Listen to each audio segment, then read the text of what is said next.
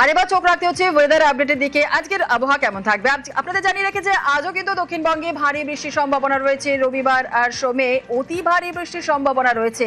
2 মেদিনীপুর, 2 চব্বিশ পরগনা, ঝাড়গ্রামে ভারী বৃষ্টির সতর্কতা রয়েছে। আর কি বলছে হাওয়া অফিস, দক্ষিণবঙ্গের জেলাগুলিতে কোথায় কোথায় ভারী বৃষ্টি হতে পারে আপডেট নেব। আমাদের সঙ্গে রয়েছেন আমাদের প্রতিনিধি বিশ্বজিৎ সাহা। বিশ্বজিৎ, দক্ষিণবঙ্গে ভারী বৃষ্টির পূর্বাভাস রয়েছে, কি বলছে হাওয়া অফিস, কোন কোন জেলায় ভারী বৃষ্টি হবে?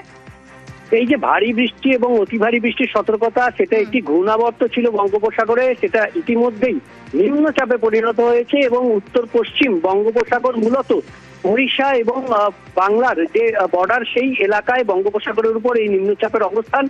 আগামী সোমবার পর্যন্ত ভারী থেকে অতি ভারী বৃষ্টির হলুদ এবং কমলা সতর্কতা বিভিন্ন জেলাতে দক্ষিণবঙ্গে।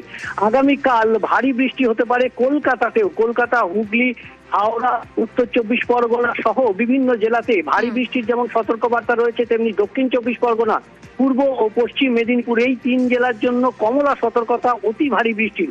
সোমবার পর্যন্ত এই ভারী এবং অতি ভারী বৃষ্টি চলবে, এমনটাই জানাচ্ছে আলিপুর আবহাওয়া দপ্তর। একেবারেই, অনেক ধন্যবাদ বিশ্বজিৎ। আর দক্ষিণবঙ্গের আপডেট যেমন নিলাম, এবার উত্তরবঙ্গের দিকে নজর রাখতে হচ্ছে। আজ আর কাল উত্তরবঙ্গে বিক্ষিপ্ত ঝড় বৃষ্টির সম্ভাবনা রয়েছে। মঙ্গলবার থেকে ফের বাড়বে বৃষ্টি। আর কি বলছে হাওয়া অফিস, উত্তরবঙ্গের কোন কোন জেলায় ভারী বৃষ্টিপাত হতে পারে? পার্থ রয়েছে আমাদের সঙ্গে, আরো বিস্তারিত জানাবে। পার্থ, একেবারেই তাই। আজ এবং আগামীকাল কিন্তু ভারী বৃষ্টির পূর্বাভাস থাকছে গোটা উত্তরবঙ্গ জুড়ে।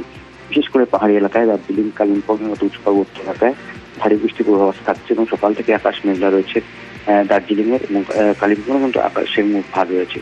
সমতল জেলাগুলিতে কিন্তু দেখা যায় আলিপুরদুয়ার, ডুয়ার্স, জলপাইগুড়ি, কোচবিহার এবং শিলিগুড়ি একাংশে কিন্তু ভারী থেকে অতি ভারী বৃষ্টির পূর্বাভাস থাকছে এবং তেমন জানালে যে আগামী সপ্তাহে কিন্তু বৃষ্টির পরিমাণ আরো বাড়বে।